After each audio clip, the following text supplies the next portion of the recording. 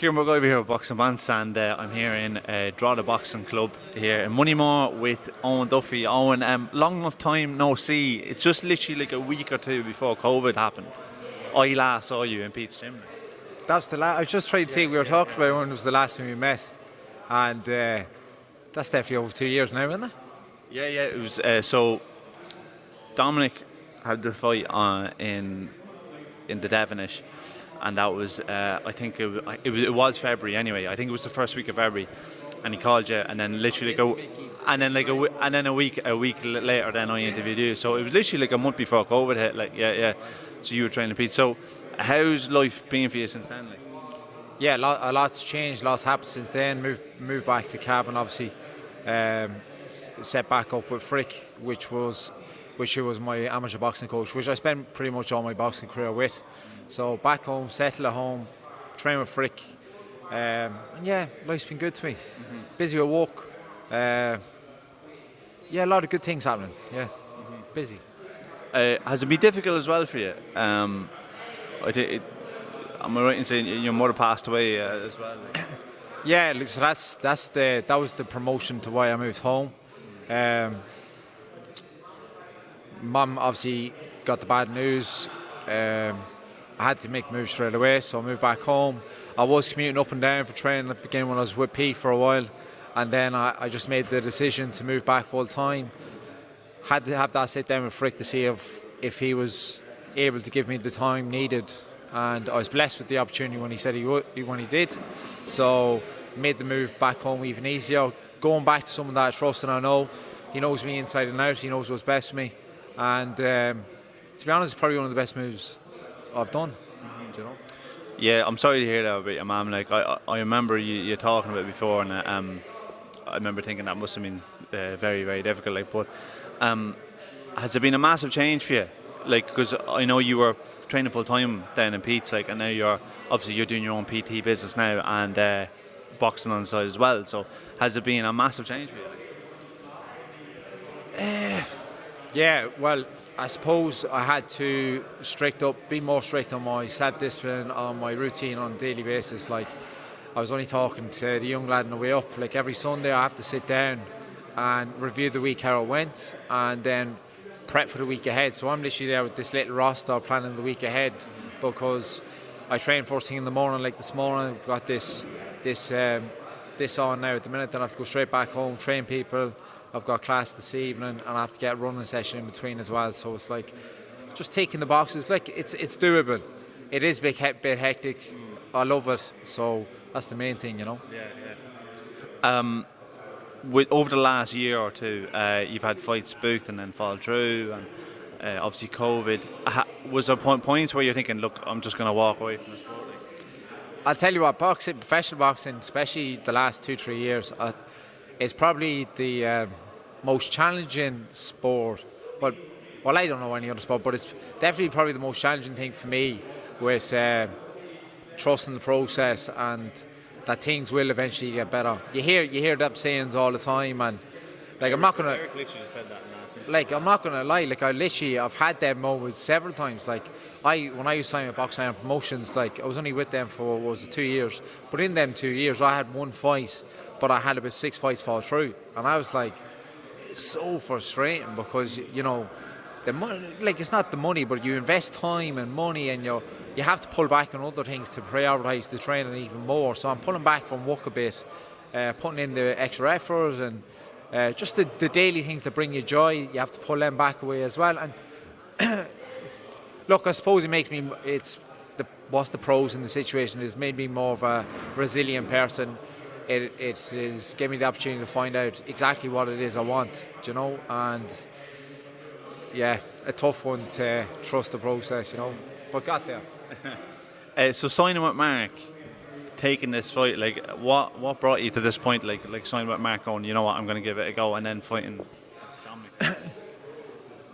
Frick knows Mark quite well. I knew off Mark. I didn't really know him that well, and obviously the opportunity came up. Chatting to Frick about it, I asked Frick what's his opinion on it, because I trust Frick. So I was like, if you think it's a good idea, I will go for it. And like Frick gave me out the reasons why he feels it's a good move. Like that, since I signed with Boxing Iron Promotions that time, I've been asking for these fights with Owen O'Neill and Dominic and the boys, and for some strange reason, I don't know if it was their side or the opposite boxer's side, but it wasn't coming back. There was nothing coming back to me. Like, I've been asking for these fights for 2 years. I says, like, lads, we're not getting any younger. These are the fights is why we came pro. We didn't come pro to not challenge ourselves and just fight journeymen. I says, like, that's the joys, the joys of life, is to challenge yourself to see what's the best you can become, and stepping outside your comfort zone. So I knew straight away, talking to Mark, I had a phone call, Mark sat down and chat, and he's like, listen, Owen, you know, I've got this on, you tell me what you want. I was saying where I wanted to go, that's where I want you to go as well. He said, like, you know, the two Irish lads fight each other back to back. He says, whoever loses, it's not the end of the road, we'll get you straight back out and back onto winning ways. And I was like, that's what it's all about. Yeah. So I can't wait. Yeah. So obviously, since both of you have turned over, like, there's always been mentions of the 2 years, because you're both from Cavan, you're both like from a very close in the area in Cavan. Yeah, and like you both turned over very similar time, same weight class, like similar weight class. So it does make sense, like, and he called you out and you'd respond. But it's no better time for it now, is there? Because it's TG Carter, it's on the undercard of Eric's show. So it really does make the most sense now, really, doesn't it? Oh, 100%. Like, from the very beginning, Dominic's been very vocal with calling me out and wanting to fight. Very funny. You know, look, it got the attention. Like, there's pros and cons to everything. There was plenty of pros to him doing what he done, because that drew the attention for people to want to see us fight. And look, it was only a matter of time when it was going to happen. So what better opportunity than on a TV show on the undercard of Eric Donovan? Like, probably the best platform from the minute me and him's gone pro. So we can't complain, you know. He's been a little bit more active than you over the last couple of years, and do you think that gives him the advantage going into it, or do you think him coming off the fight with Graham, he's left something in the ring?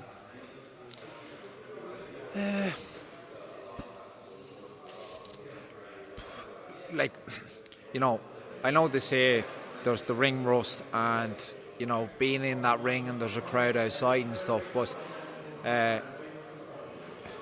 does it work? I don't know. I don't feel like it does. You know, in my eyes, it's like, it's more important what you do outside the ring. Like, building up to every fight, like, it's a professional game. It's a full-time job. You need to be training all year round. You cannot just decide, oh, I've been fighting 6 weeks, I'm going to train for 6 weeks. You cannot get fit enough for these longer rounds. You cannot get to the level of fitness that you want. You're going to fatigue quick. So for me, it was just literally like that. Trust the process, tick the boxes, keep training. Fights falling through over and over and over again. So, like, listen, I've had 4, 5, 6 training camps in the last 2 years, pretty much prepping for fights that never happened. So you could say that they stand to me. But the biggest thing in my eyes is just keep ticking the boxes, staying ready all the time. And I think that's enough, yeah. Mm-hmm. He said a lot. It's much more than just, you know, bragging rights. It's about pride, and I know myself. I live just down the road. I'm kind of like a little bit in the country, and you know, Marshall Voice is the area. Yeah. But I am from Drogheda, like, yeah. But I know what it's like small parish. Gaelic is a big sport around here, and everyone knows each other, and I know what that's like. Everyone knows each other, so I can't imagine you two boxing each other unless you go to the same shop and everything. For you, like, it must be a big deal not to lose, like. No, I had a good talk with a friend about this. They asked me the same question, and I was like, you know, it makes no sense to me, because at the end of the day, that's, say for example, if you're allowing an outside person to yourself dictate what you put out in life. Like, at the end of the day, we're two young lads striving to be the best version of ourselves, you know, challenging ourselves to become the best we can in boxing. And I was like, that should be enough. Regardless if we win or lose, we're winning in life, because we're stepping outside our comfort zone every single day to do the training that we don't want to do, to get up early in the morning to do them long runs. Like, Dominic is the same business game as me. Like, you're starting early, 6 o'clock in the morning, you're finishing late at night, and then you have to go to bed and do the same thing tomorrow. Like, you can say in many ways it is a lonely road. It's a solo road, but it's all based on self-discipline. So to me, the sacrifice I dedicate to myself, even if regardless what the outcome is, we should be both proud of ourselves. So what we're both doing, from what I hear what Dominic's doing back home, we're doing great things for people back home, helping them with their fitness training and all sorts of things. Like, do I think that them people want to belittle one of us if we lose? No. So to me, I don't believe in that. Yeah. So. Right, well, Owen, really appreciate your time. I'm looking forward to the fight night. Yeah. It's gonna be good. Yeah. Yeah. Thank you. Thanks very much.